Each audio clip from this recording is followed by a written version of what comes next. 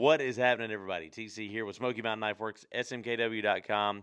We're here with Georgia Bushcraft and 2022 demo days, and we're talking to Joe Flowers right now. Howdy.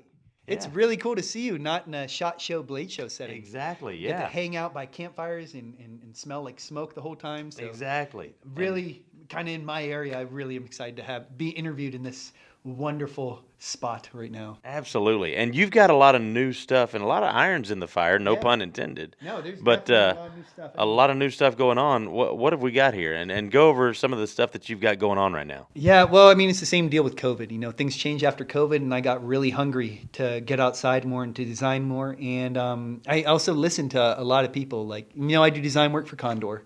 I do a good portion of their designs.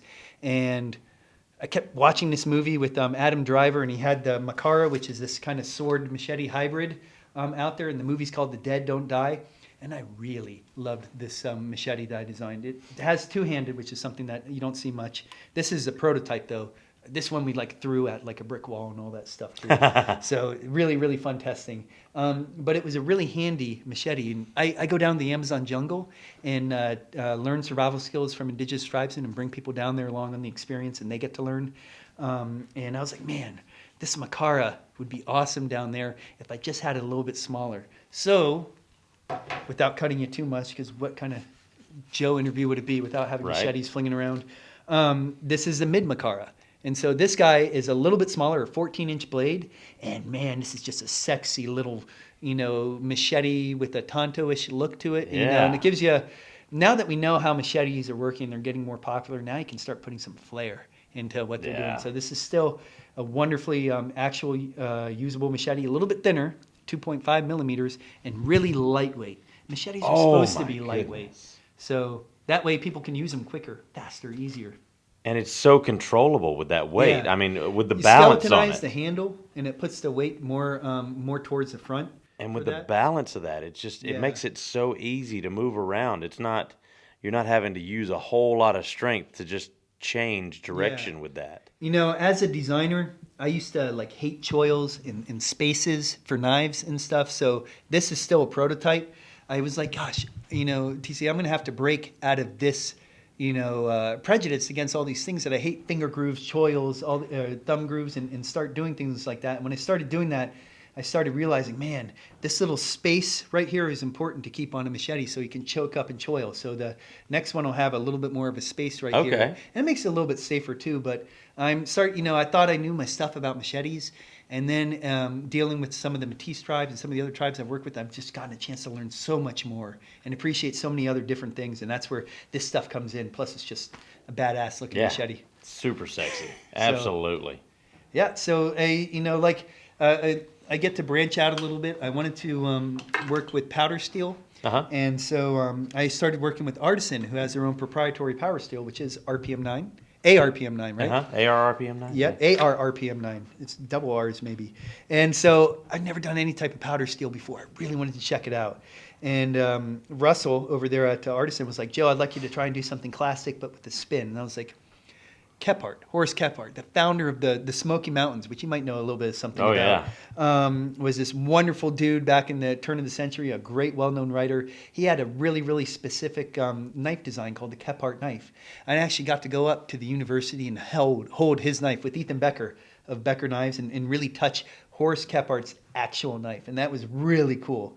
And so that really spoke to me. I thought, man, I need to do something to, show honor to that experience. And so this is the Reckart. It's kind of a tactical version of Kephart. It's like if Applegate, Fairbairn, that fighter, and him were at a bar and had a beer, and they're like, hey, let's design a knife on a napkin. And that's kind of like what it is. So it's kind of like a hybrid combat / bushcraft knife in that ARPM 9 steel, which is really, really cool. So that's coming out in multiple colors. We've got some tactical black and green G10 coming out there too, with the G10, and these are the Kydex sheaths that I'll be coming with the clip.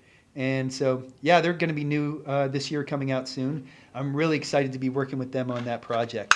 And is this the clip that it will be coming with? Yeah, I believe so. So it's very modular. You can affix that in multiple different ways, so that Yeah. you can carry it different ways. You can carry it vertical. You can carry it horizontal. You know, and the cool part about this clip is it's kind of offset, and so Yep. it puts it a little bit forward. Sometimes if it doesn't, it kind of flaps out to the side. Your Right. knife and catches and stuff. So I like that. I But love it. people think I'm obsessed with machetes, right? And that's true, 100% true. But I also love axes. You know, we have this wonderful American heritage because when we came from Europe to the U.S., we had all these things called trees around, and so our axe design started exploding, and so every American thinks they can split with an axe, and that's pretty much halfway true.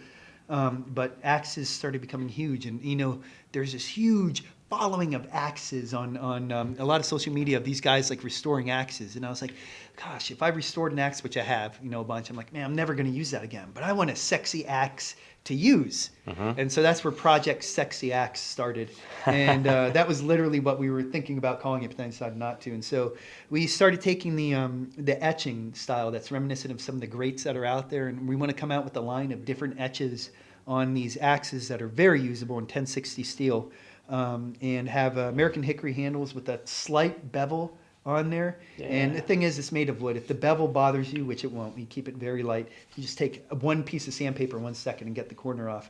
But it gives it that octagonal look, Yeah. which gives it a much more beautiful look to it. And I think that whole style might be a whole new series that we might Right. do, and reminiscent of all the great American axes of the world.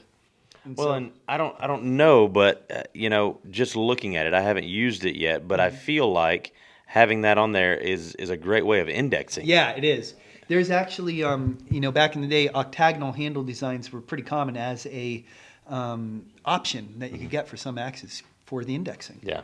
And you don't think about it that much, but with indexing with an axe is almost, in some cases, more important than a knife Absolutely. because you got to know where it's cutting and splitting. And you're not going to get the job done if you don't hit it straight on. That's why the hang of an axe is important. And that's where some people say the term getting the hang of it comes from, for getting Yep. the axe to be straight down the line to be able to split well. That's So yeah, exactly this right. guy's coming out new this year. It's about a 19-inch handle, so or 20-inch handle, somewhere around there. I can't remember exactly off the top of my head.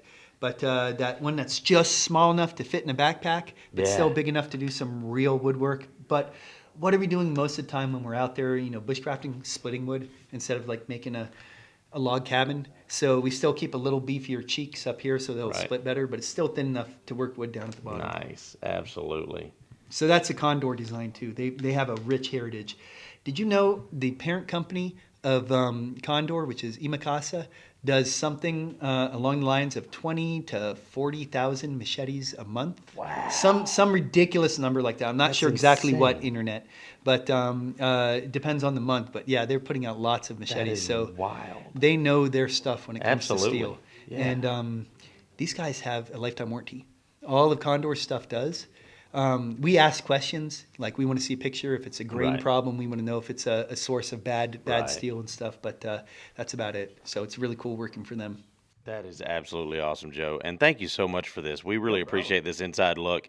We're really excited to get this stuff in hand and get it in the store. So, Yeah. is there a timeline that we're looking at? Yeah, the timeline right now I think is May, is when some of the stuff is shipping. I know some of it has shipped already.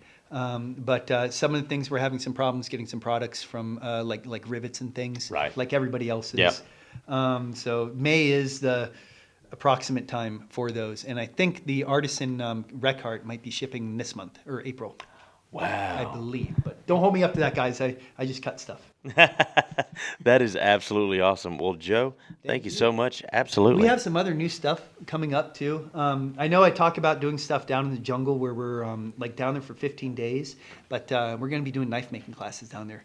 You make a knife down there in the middle of the Amazon jungle for 3 days, and then you go out in the jungle for like 3 or 4 days and learn how to use it. It should be really fun. You can find out more about that on bushcraftglobal.com, Condor, toolandknife.com, all the Instagrammy, YouTube fun Yep. stuff. Make sure to subscribe and mash that button down below.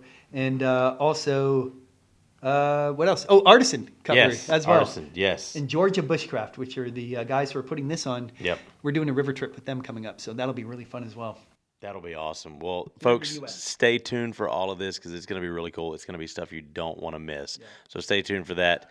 And as always, it's been me, TC, here with Joe Flowers. And remember, if it cuts like something that Joe Flowers makes, then we carry it.